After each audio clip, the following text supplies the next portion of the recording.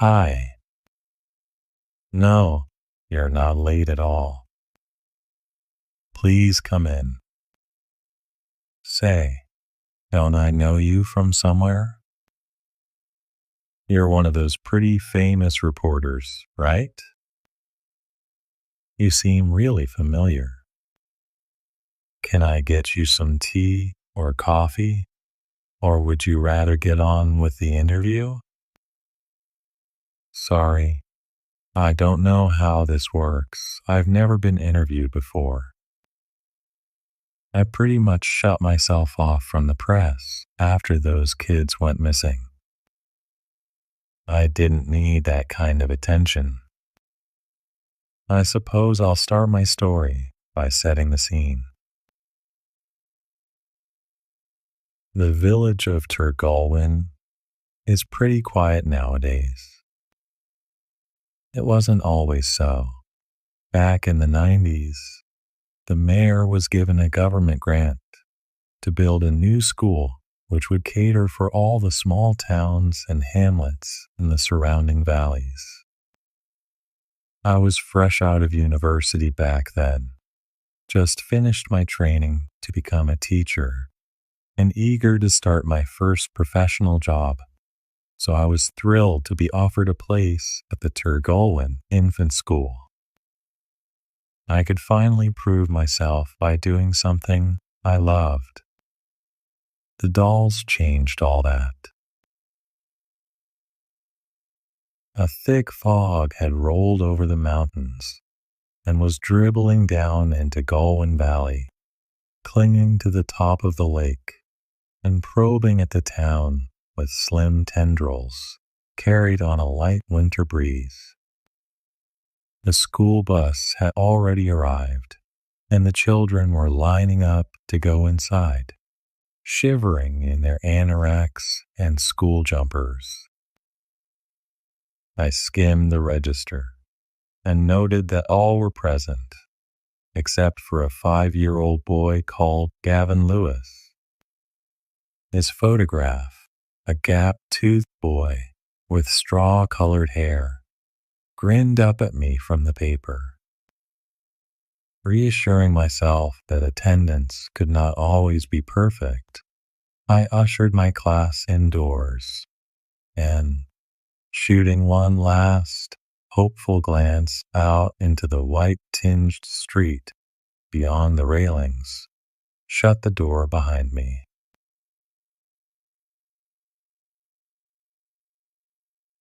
My first lessons went well. An introductory session to allow the kids to settle in and make friends on their first day, and then a reading group. The Hungry Caterpillar was a huge success, and the children left to change for gym in their respective changing rooms. I wandered outside.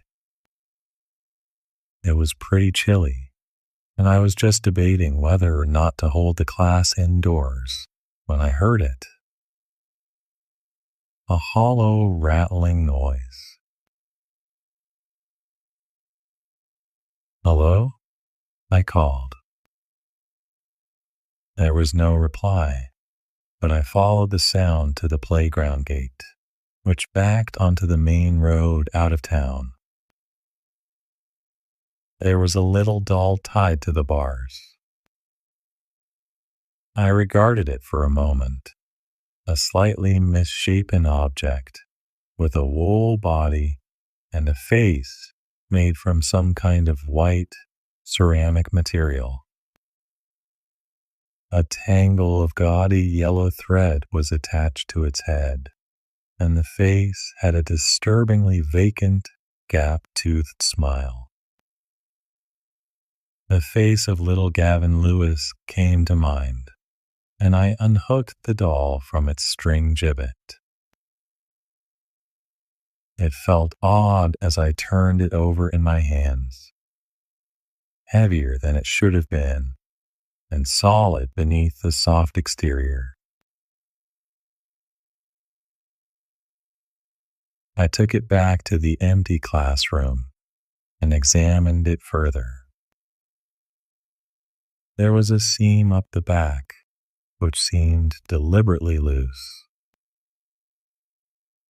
I tugged at it, and the doll just fell apart in my hands. Bones, small and dry, spilled out onto my desk with a clatter which echoed the noise of running feet outside the door. I pulled my jacket over the mess, just as the classroom was suddenly filled with excited children, ready to play outside. My heart was pounding, and despite the cold day, I realized that I was sweating. What the hell had I just found? Children, I shouted. We're going to have gym class indoors today, okay? This was met with a chorus of disappointed groans, but no objections, and they filed through into the gym hall. I arranged for one of the other teachers to keep an eye on the class, then hurried to the staff room. I found the number for Gavin's parents in the school's register and dialed it. No answer. I left an urgent request for his mother to contact me, then went to tell the headmistress. I showed her the bones, and she went white. Are they human? She asked. I told her I had no idea. After a moment's deliberation, we phoned the police. The first officer to enter the room recoiled at the sight. Lord above, he cried. His colleague turned one of the larger ones over in his hands. They're chicken bones, he told us. I asked him if he was sure, and he told me that he'd grown up on a farm and was therefore well acquainted with animal bones. What happens now? Asked the headmistress. It's obvious that this is some kind of threat, or at the very least, a sick joke. The men gathered up the remains of the doll and took some of Gavin's records. I was assured that they would keep an eye on the school. True to their word, another patrol car pulled up outside the gates, just as the first one left.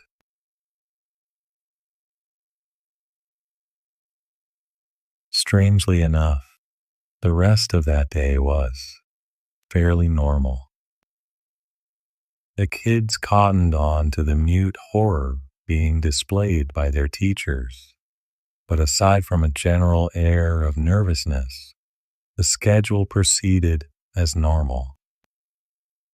Eventually, the school day ended, and parents, unaware of the eerie happenings, arrived en masse to collect their children.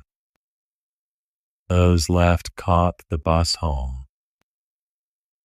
We did our best to make sure that everyone got away okay, but were wary about telling anyone what had happened. We didn't want to panic, especially when we didn't know what was going on yet. I was told that the police would call me in the morning to take a statement and that I should go home.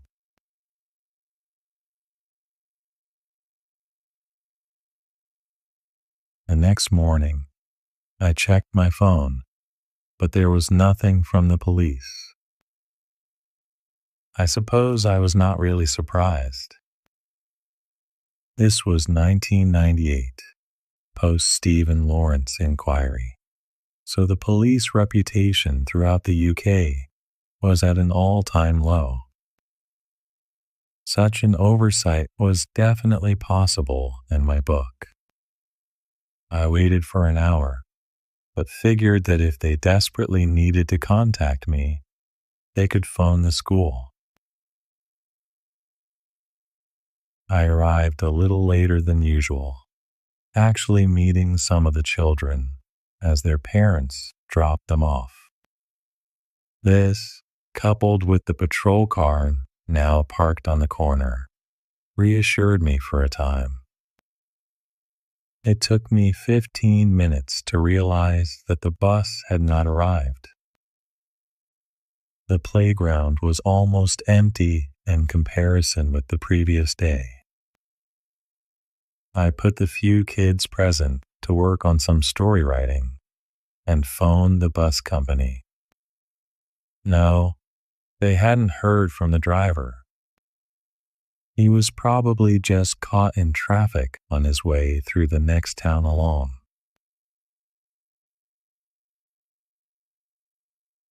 Yeah, right. I felt ill. Something awful had happened to those children. The crushing pain of guilt hit me then. I should have warned the parents the day before. I needed air, and I stumbled into the playground. I heard it then. The faint rattling sound. I can only describe it as like that of a bead curtain swaying in the wind. On autopilot, nausea forgotten, I wandered to the gate. Along the fence, in neat rows of identical gibbets, hung 32 little dolls. I didn't need to look at the register. I've always been good with faces. The children smiling up at me from their desks the day before were smiling at me now, faces frozen in an elation. There was something off about their eyes, though. Painted in detail on the ceramic heads, the eyes told a different story. Fear, pain, and anguish registered in their expressions. Everything is a bit of a blur after that. I remember hammering on the window of the police car outside. It was about then that I saw the dolls inside, slightly larger than the child dolls, and dressed in immaculate little police uniforms, complete with crude yet shiny epaulets. I slammed the classroom door behind me, and no longer caring whether the children knew something was up, began to cry. What the hell had I done to deserve this? I must have passed out at some point, because I woke up on the beanbags in the reading room, with a doctor taking my pulse. I tried to speak, but my voice was a hoarse whisper. The man reassured me that the children had been taken home and that the school was closed. More patrol cars were arriving by that time. They rolled out the crime scene tape, and I think I heard a helicopter going by. I was obviously in no fit state to give an interview, but I managed to tell them everything I knew before I was taken to hospital to be treated for shock. As they escorted me to a waiting ambulance, a reporter shoved a camera in my face and tried to take a photo. A policeman shoved him back as he did so and I was shut inside the vehicle, away from prying eyes. That almost concludes my part in this story. I quit my job and didn't leave my house for weeks following the incident, with one exception. It had been raining, and the fog outside seemed to have all but been washed away. I was listening to the local radio station when they began to jabber about a supposedly important update in the missing children case. Hikers had found the school bus, empty but intact, part way up a nearby mountain. Police were said to have closed off a nearby farmhouse and barn and weren't letting anyone through.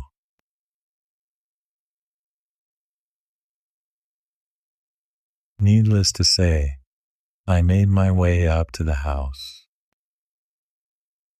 The area was heavy with reporters, and even as I parked, TV crews were setting up for the midday news bulletins.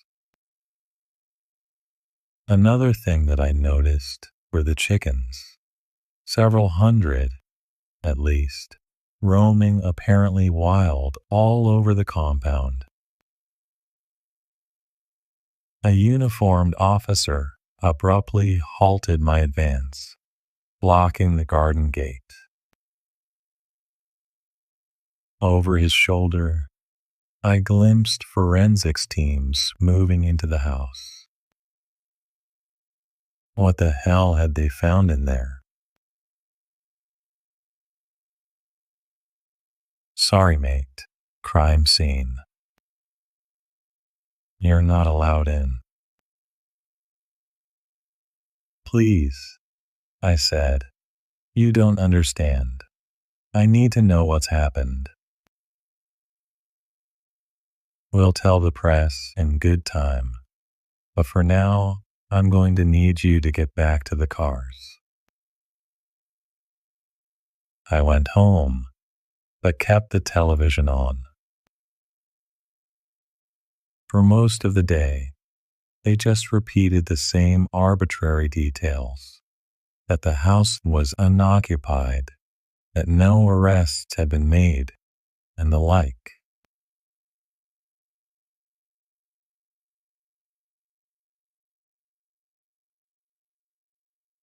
That evening, however, things changed. They played a short clip, which looked to have been shot from a mobile phone, allegedly leaked footage. The cameraman is standing in a narrow hallway, which ends with a downward staircase. He then descends into the darkness, and for a moment, it looks as though the clip has ended on a black screen. Suddenly, a dim electric light snaps on and reveals a basement area with damp stone walls, floor, and ceiling. He pauses and lets the camera pan over the area. The entire room is filled with strings of what appear to be white beads on strings, as tall as the wall. The camera zooms in, and the beads become bones. But these aren't just chicken bones.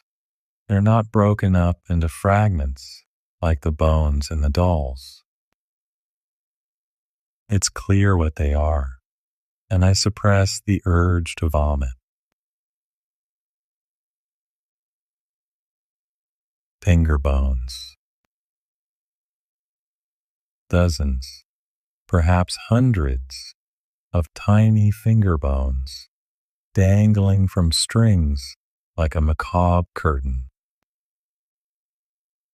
The cameraman mumbles some horrified curse and the video ends abruptly.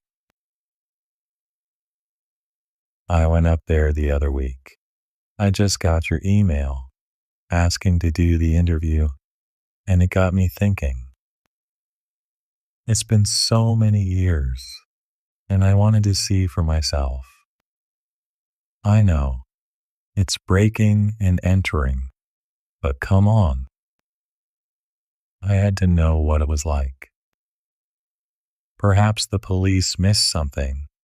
They never caught anyone, and nobody ever found the rest of the remains. So in a way, I was helping the investigation.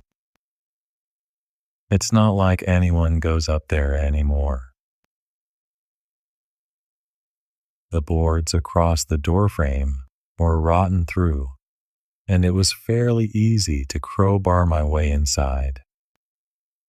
They cut the power a few months after it happened, so I had to rely on my torch, which narrowed my search considerably. I did find something, though. I'm guessing that they never searched that coal shed behind the house. It was another cellar area, cramped and containing just a workbench and a few barrels of chicken feed. I pried one of them open and poked at the stuff inside with my crowbar, ordinary feed mixed with a powdery white substance. I glanced over at the desk, at which sat a mortar and pestle. Inside, what appeared to be a half-ground bone, though human or chicken, I could not say.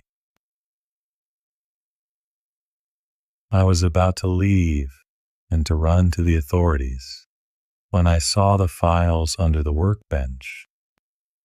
Generic, plastic sleeves for keeping documents safe from the elements. They were dated, one every 5 years, with the earliest being in the mid-1970s and the latest being dated in the 1990s. I flipped the latter open and tipped its contents onto the tabletop. Photographs. Photographs of children in a playground, apparently taken from inside a car. Near the back of the pile, there was a picture of 2 police officers in a patrol car, oblivious to the presence of the photographer. The final picture. The final picture was of me. Not just any picture, though. I remembered exactly where I was when it was taken. Blurred by movement and partially obscured by the hand of a police officer shoving the photographer away, I could just about make out myself being bundled into the ambulance. There was one other object in the folder, a doll. It was only half finished. The face had not yet been completed, and one of the arms had not yet been fully attached. The resemblance was uncanny, however. Everything was familiar, from the brown suit right down to the stupid teddy boy hairstyle which I had in the 90s. The doll was me. No, not at all. I was glad to help. I guess sometimes we get over events by reliving them enough times. I just hope I don't get in trouble for the break-in part. You won't publish that, right? Good. What's that? A fresh photograph of me? Sure, yeah. Go ahead.